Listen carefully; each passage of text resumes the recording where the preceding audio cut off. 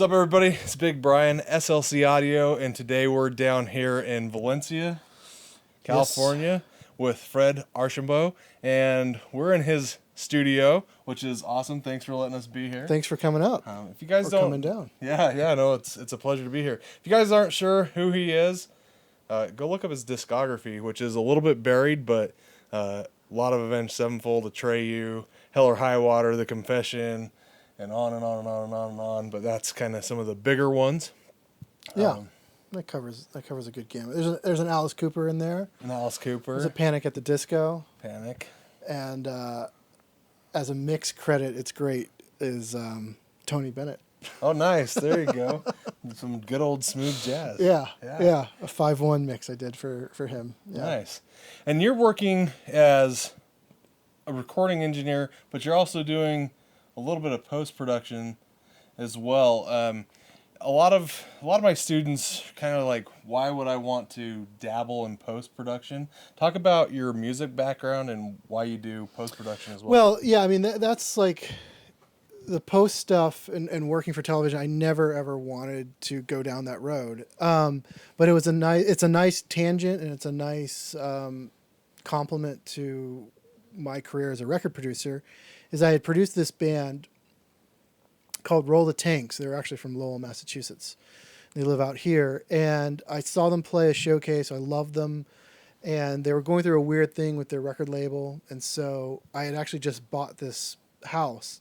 I hadn't yet built out this garage. It was actually just a bare garage with like a Pro Tools system and a couple amps and a mic pre, and we did the whole record here on spec. And I got them out of their deal. They signed like a 6-figure deal at Universal on the publishing end. Epitaph ended up getting the mechanical in on the record side. And that record fell in the hands of Carson Daily, and he just loved the band. Okay. And so he kind of got through me through a couple other people and started throwing me mixes. I guess they were having some issues with some of the mixes with some of their larger artists. So at the time, like Foster the People was really blowing up. They had that pumped up kick song. And so he kept sending me like songs like that. It was like, can you do this? Every once in a blue moon, or Jane's Addiction was a big one that they had to have right. So they sent that to me. And then after a while, after mixing some of those for TV, he's like, do you just want to do the show? And it's like, cool, great. And it's a great way to kind of, still keep mixing music. It is for television, but I approach it from a music background. And I think that's what they love about it, right. As opposed to from like a television, like, is it safe? Is it right? It's like, I mix it like a record, I'll push it and let them deal with it on the broadcast post, element of it. Yeah. So, but from there real quick I also filled in for a friend at a real post house doing, mixing movie trailers. Okay. And that is a trip, and it's a whole other trip, and it's a whole other discipline. And one of the gigs was ISDN recording, which I don't know. Have you ever done it? Over the phone line? Yeah. Which I've never is pretty done it, like, but I know all about it. It's pretty like, oh my God, I hope this goes well. It's really intense. It's very short, but it's like super intense. You got to get right. Because it's like big budget, and like all these voiceover artists are booked for the whole day, and they literally have, I have 5 minutes, I can do this. And so you kind of have to get it right. And so I remember my first one, and I forget what it was for. I think it was for like Godzilla or some movie trailer like that. And you're like, okay, you got to call into this guy, and the producer will be here, and you just here's the script. And it was literally like just 3 lines, like, coming January 2nd in theaters near you. Right. In 5 days, in 4 days, And so you dial it up, and I dialed up this dude, and it's that guy that you've heard your whole life. Voice? Yeah, the voice. The And voice. I was like laughing. I was like, oh, I can't, he must think I'm like laughing at him, but I'm not, because that's the voice that you've heard your whole life. So that was pretty funny. And then the other quick one was, I forget what movie it was, but Morgan Freeman was in the movie. And Morgan Freeman has a thing in his contract where he doesn't do voiceover for movie trailers. Okay. I think. I don't know. If that's not true, apologize to Morgan Freeman. But we dialed up a dude who does Morgan Freeman, among other voices, right? So you dial up this guy, and you're like, hey, we need you to do Morgan Freeman. He goes, okay, for what movie? And we tell him the movie. He's like, isn't he in the movie? You're like, yeah, it is. But we got, and he's like a dead ringer for Morgan Freeman. It's like, oh, okay, cool.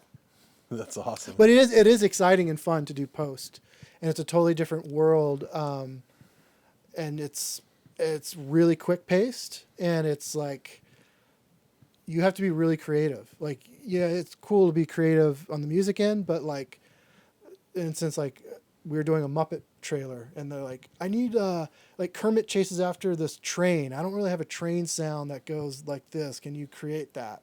So you're also like being super creative, like kind of Foley-ish, type of thing. Right. So you'll do everything from like mix something in 5.1, mix something in stereo.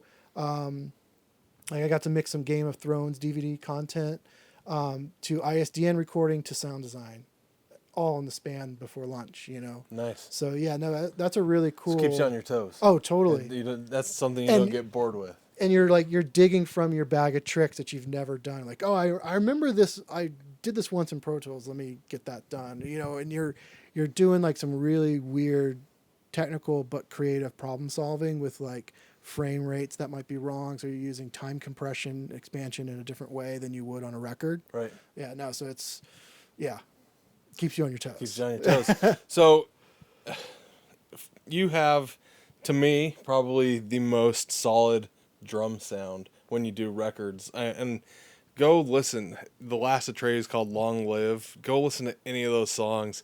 If you have a system with some subwoofers, let it just thump you in the chest.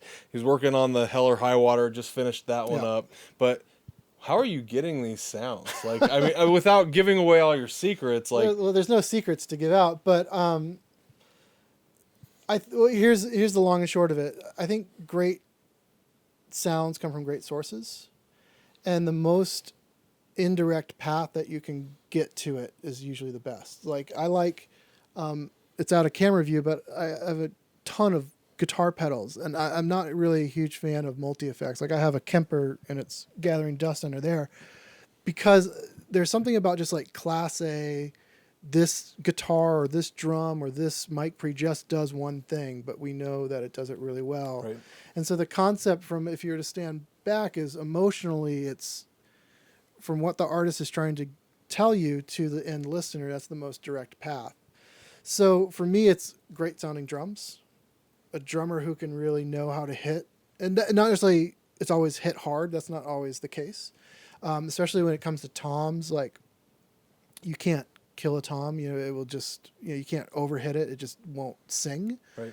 Snare drum, you got to hit right, sometimes you got to dig into that, and kick drum. So it comes from that. I've always used a great drum tech, Mike Fasano, who's his credits, like just this past month, he's worked with U2 and Metallica, and you're just like, I'm really lucky to have him on my records, right. that he makes time for me.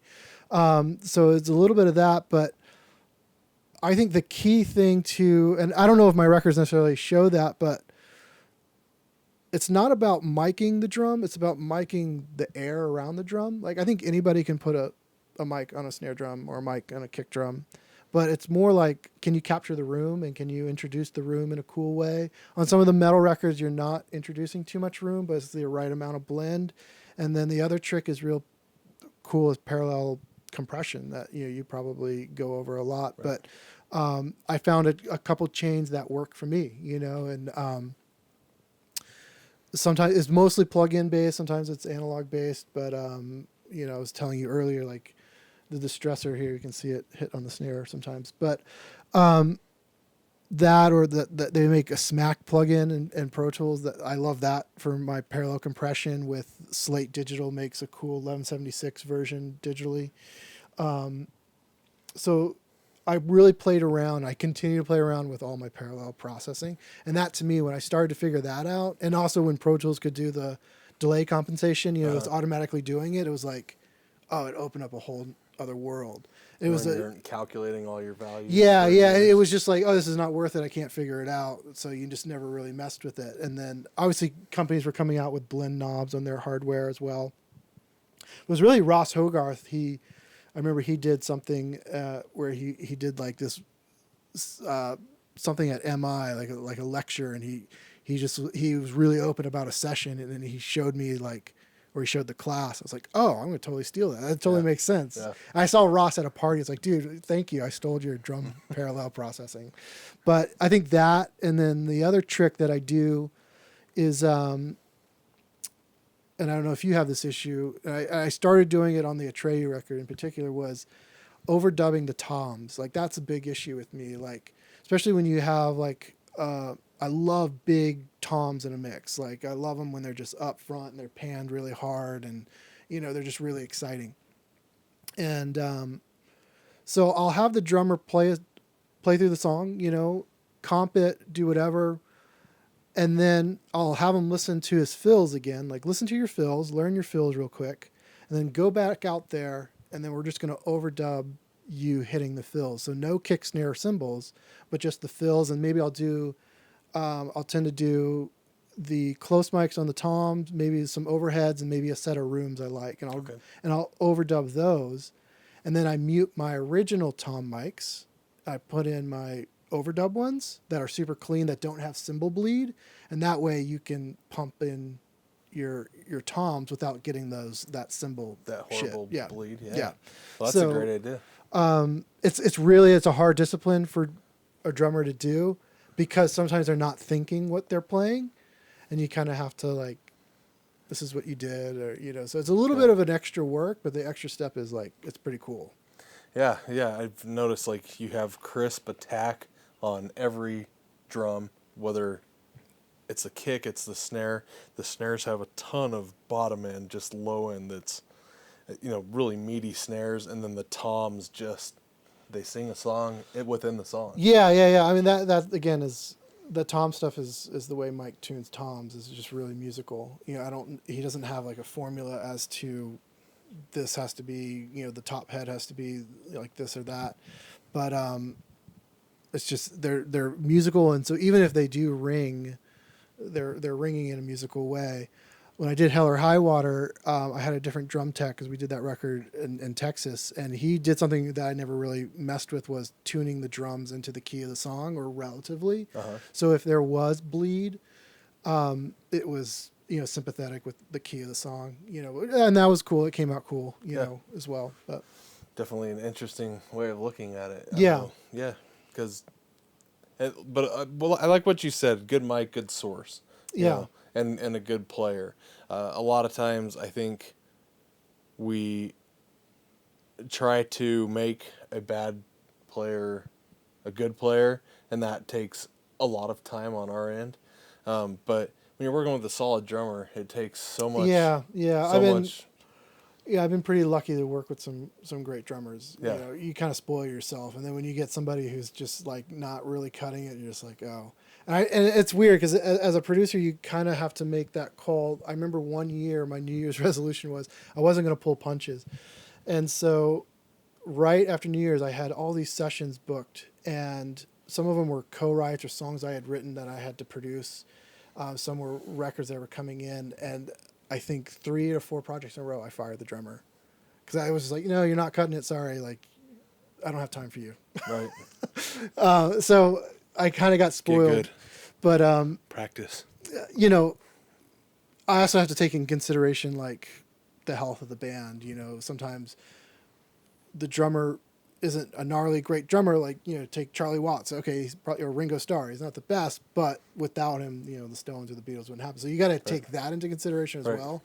It's like, am I going to ruin the dynamic of the band? But it was so funny, because that one year, like, just literally January and February was not good for drummers working on my records. Yeah. So yeah. Yeah, no, and I got Jared, who's my assistant behind the camera, and he's a drummer. I wasn't saying you got to practice. I'm talking to you guys there. Make sure you practice before you go to the studio. We just did a whole series on tuning drums for the studio, cool. And we were up at Salt City Drums in Salt Lake, and Meter, who's one of the guys there, really showed us a whole bunch of tuning, spectrums that really help. And, having good drums, like, don't take your cheap drum set into the studio if you have an expensive one. Take the good kit that has the good, quality tone. Unless you're going for like the lo-fi, cool indie thing, which is quite popular, then you want that. Yeah, I mean, I still kind of prefer the good sounding stuff, but that's me. Even if you're gonna make it sound sloppy. Yeah. Yeah. Just as we wrap this interview up, what's some advice you could give to students or people up and coming in the industry on how to get a good foot in and a start? Well, again, I can always just go back to my own experience, and that's showing up is like 90% of the gig, So I think just I'm naturally I'm an inquisitive person by nature. Like I want to know how things work, why things work. And so bringing that type of curiosity, I think, to the studio is really important, but also knowing just session etiquette and so the thing that made me like really valuable, I remember at one studio, Andrew's studio back in Boston, there was this outside producer who was hot shit, came in, and they're like, oh, we're going to put Fred on the session because he kind of knows what's going on. I mean, I didn't really know. I just knew what a 57 was and what a 58 was, and I knew how to put tape on the machine. But here was the one thing that like sealed the deal that I never got fired from the studio was, these were when you were doing records in a weekend. You were doing these indie rock records, and so you really just had a weekend to make it. And so we did basic tracks, and then the band went to dinner. And I said, instead of me going to dinner, I'm going to break down and set you up for vocals and guitars. So when you get back from dinner, you can get your sound and go. Right. And just that little like, oh, that's cool. No one's ever done that for me. Great. That's going to help me. So things like that, like kind of like being aware of the situation and I interned and worked for free for a long time, but that's kind of how, I met a lot of people. I mean, that's, in a long way, that's how I ended up working with Avenged was through those internships. So yeah, just find a place, a person that you're willing to come into and help out, whether it's like, for me, like I need somebody in here to do mix documentation, like recall sheets. Yeah, recall sheets. So after a mix, like, doing all the recalls, that type of stuff, you're helping me out, but you're also learning the gear, right. And you're learning, my settings, not that that's worth anything, but, so things like that. And then session prep in Pro Tools. But I think the key thing is just, you're going to want to do it. And the piece of advice that I give everyone is you're going to get used. You're going to get, hopefully not abused, but you're going to get used up, and that's part of the industry. And the willingness to, go that extra mile and do it is kind of what separates, if you end up in the industry or not. Right. I've had plenty of friends when I started out that superseded me and were in big records and big sessions, and they were in the corner reading a book. They would throw their patches that they had to do in the morning. Okay, you need the vocal in, and then they would read a book in the corner, and that's the perfect way of not advancing. Right. So get involved. Yeah, get involved in a cool way. Like don't you don't want to over involve yourself and be in the way, but like be that like silent thing that like, oh wow, it's there. Right. And and it's a tough skill. There's no to be honest, there's no teaching it. Right. It's kind of like that Zen Obi-Wan force that you either you sense it or don't. Yeah, you can read the room or you can't. And I think that's really important in a studio when this is a very small studio and sometimes we'll set up a vocal in the corner over there and you have a singer that's very vulnerable and you have to know how to read the room. Right. And maybe sometimes it's leaving. You know what I mean? So being able to read people and read situations and that to me is Definitely. Well, thanks for the advice. Cool. Thanks for letting us hang out down here. I'm Big Brian. This is again Fred Archambault from his home studio here in Valencia. Studio California. 5A. Studio 5A. Yeah. And if you can, find out why I called it that, you get an extra prize. Okay, cool. There's a challenge for all of us, including myself. Anyways, Big Brian SLCAudio. Thanks for watching. Make sure you guys subscribe, and we'll see you next time.